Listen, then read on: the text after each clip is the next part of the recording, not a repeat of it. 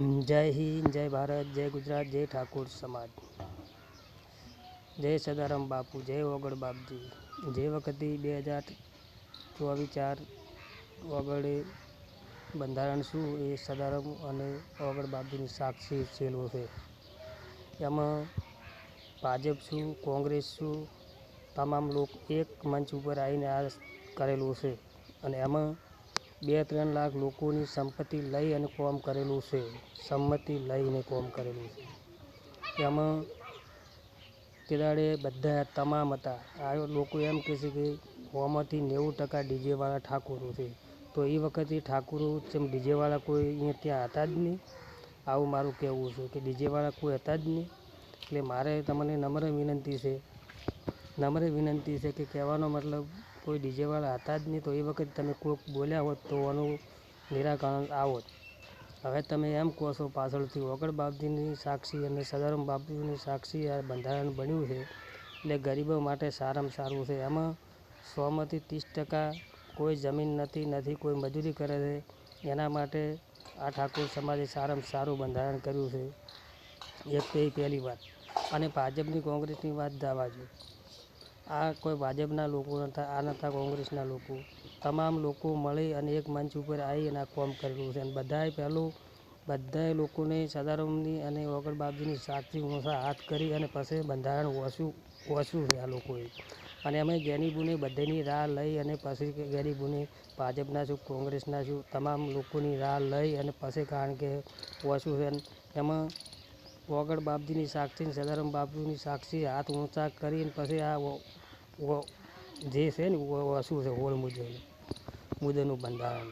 એમાં ડીજે પેલું સ્ટાર્ટિંગમાં બંધ.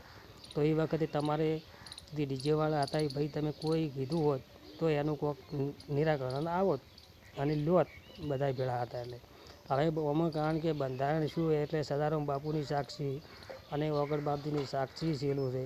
એટલે આમાં કોઈ નથી, કોઈ સંસદ સભ્યની વાત નહીં, ધારાસભ્યની વાત નથી, કોઈ આ બધા 2-3 લાખ ઠાકોરો ભેળા છે એની વાત.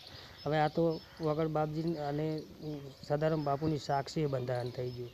એટલે હવે આમાં કોઈ આઘાપાછું થાય નહીં. અને જેને આમણે વિક્રમ ઠાકોર એમ કહેતા હતા કે ડીજે તો વાગે તો તમારી બાજુ વગાડજો, કશો વધો નથી. નાચ બારે હોય એવા વગાડજો, નાચમાં રહેવું હશે એ નહીં વગાડે. એટલે મારે નમ્ર વિનંતી છે કે મહેરબાની કરી અને સદારામ બાપુ અને ઓગળ બાપજીની સાક્ષી જે બંધારણ આવી તો ખોટું બોલશે અને ખોટું બોલશે તો ઓગળ બાપજી અને સદારામ બાપુ જાગતી જોશે, તરત જોશે મારો ધણી.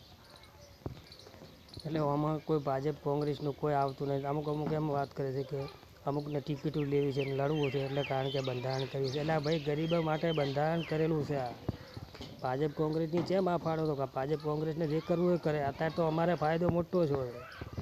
મોટામાં મોટો ફાયદો અત્યારે અમે આ મજૂરિયા મોણા 10 ને 15 લાખનું મોનું સ્વાજી વરણ છે એ વાત કરો પહેલી તો બીજી છે વાત કરવાની આવે છે. ભાજપ કોંગ્રેસ જ્યારે લડવું હતા એની લડાઈ એ વાત બે બાજુ જ આવે, એ વાત આમાં નથી આવતી.